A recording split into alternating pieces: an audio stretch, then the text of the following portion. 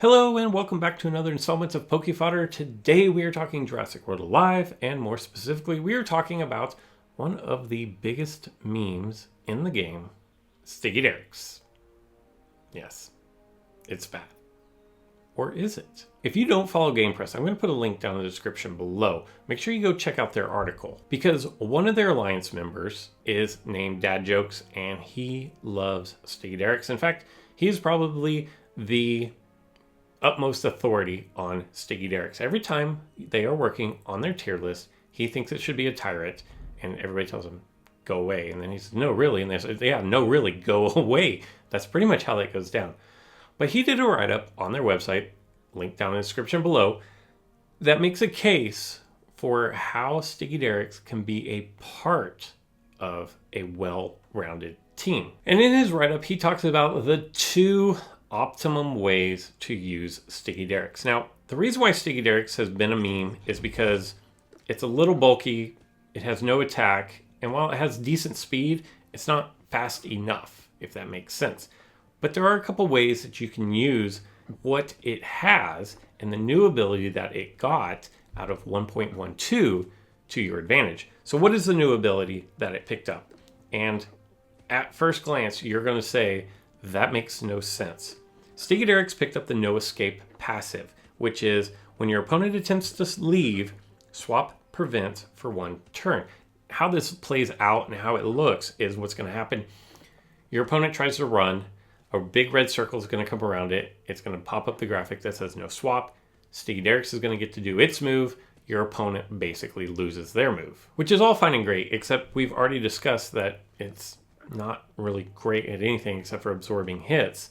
And when you combine that with both of the moves that you really want to be utilizing because it has such low damage, are lethal swoop, damage over time 33% of target's max HP for 3 turns, or the cleansing swoop, which is cleanse self, damage over time 25% of target's max HP for 3 turns. They completely negate the ability of no escape because they do their bleed and then they get out. So what Dadjokes says to do in this situation to best utilize your Stygidaryx is to use it as a late game pinner. So think about it as you're up 2-1, or maybe you're tied 2-2. If your opponent is low on health, this is going to create the opportunity for you to swap in because your opponent is not going to be able to get out of there. You have a little bit of tank at level 24. It's 40-81 for health. You swap in for the instant invincibility, so you don't take a lot of damage on the front end. If you are faster than your opponent, you can drop a superiority strike. You can do a couple of those and then an instant invincibility and work your way to a win that way. Because your opponent's low health dino is not going to be able to get out of there, then it's going to give you a really good opportunity to get a couple of attacks and finish things off. Your opponent can't get away, so you're good to go. Now just know that if your opponent is immune or immune to not being able to swap, that strat is not going to work. The other strat or situation that you're going to be able to best utilize Stygidaryx, according to Dadjokes, who is the utmost authority on Stygidaryx, is to use it against counterattack dinosaurs. Essentially, what is going to happen with Stygidaryx versus a counterattack dinosaur is you're going to negate the best thing about a counterattack, and that is the fact that it hits you twice per attack. So, for example, the ideal situation would be against Gripelith. In this situation against Gripelith, and if you are in the higher level arenas, you are starting to see a lot of Gripeliths because of that same no escape passive. Well, Stygidaryx versus Gripelith, the way that this is going to work is you're going to use Gripelith's no escape against it because you can do a cleansing swoop and drop 25% damage, but you can't go anywhere, right? You're stuck because of your opponent. So you stay there, drop 25% damage. Then on your next turn, and because you're probably going to be faster than Gripelith, you do a lethal swoop. Well, again, that's supposed to take you out, but it doesn't. It's going to do another, this time 33% damage on your opponent. So now you have one turn of 25% and then one turn of, what is that, 58% damage.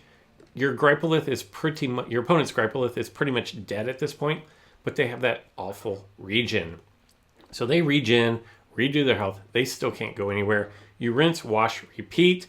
do the same actions again, and you're going to bleed out that Gripelith while it is pinned and stuck with nothing to do. And the best part about that is because since you're not actually doing an attack, well, they don't get to use their counter attack against you. Now, bear in mind that after you do your swoop 1 and your swoop 2, you're going to have to do an instant invincibility in there in order to pull your swoops back up because of the cooldowns. But by that point, your opponent's Gripelith is going to be on life support and eventually bleed out. The other example that Dadjokes gives is versus Dio Raja, although it's not specific to Dio Raja. I think it'll work with most counter attack figures, and that is wait until after Dio Raja uses its big attack, so it's Ferocious Impact. Swoop in after that, and then you're going to be instant invincibility for 1 turn.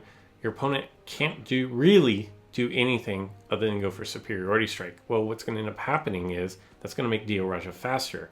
And according to Dadjokes, that is a situation that you want to be in. You want that Dio Raja to be faster than you because they don't really have another move. They can do instant invincibility, they can do instant distraction, or they can do another Superiority Strike.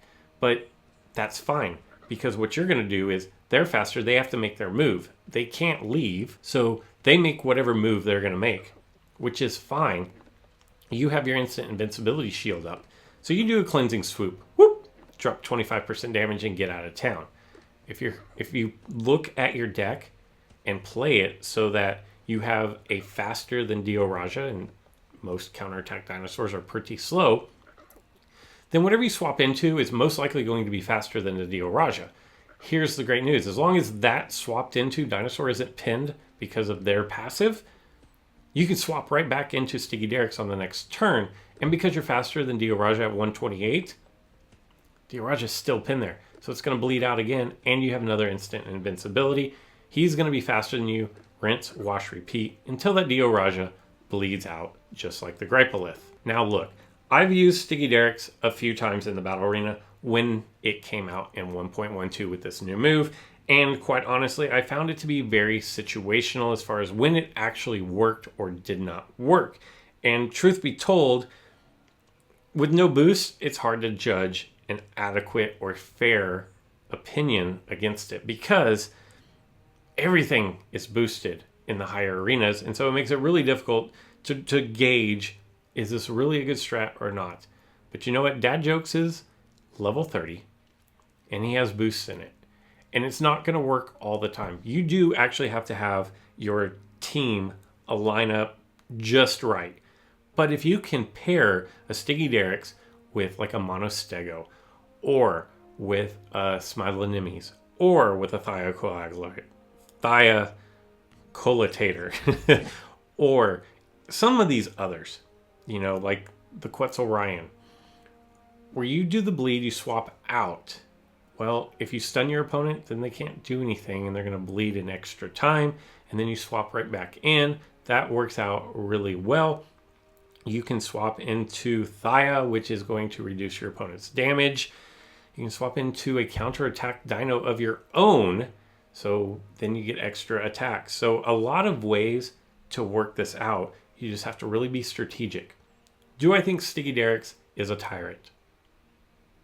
No.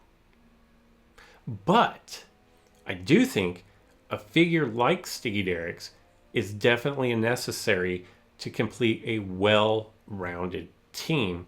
And in Jurassic World Alive, when you're building your strike team, because you can't choose the 4 that are going to go into battle every time, you want a well-rounded team. And in that aspect, I think Stygidaryx has a place on your roster. Again, the link to the GamePress article will be down in the description below. Let me know, what do you think about Stygidaryx and its no escape move? Do you think it's a waste of a move, or do you see how it is situational enough that it can work? That's all I got for this one. So until next time.